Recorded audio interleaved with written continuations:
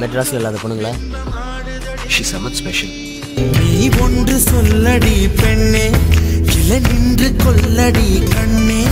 இந்த வாழ்க்கையே உந்தன் விழி விளிம்பில் என்னை துரத்தாதே, உயிர் கரையேறாதே. இல்லையில் சொல்ல ஒரு கணம் போதும், இல்லை என்று சொல்ல தாங்குவதென்றால் இன்னும் இன்னும் எனக்கு ஒரு ஜென்மம் வேண்டும். என்ன சொல்ல போகிறாய், என்ன சொல்ல போகிறாய்?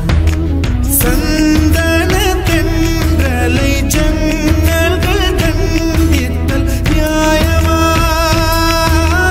நியாயமா?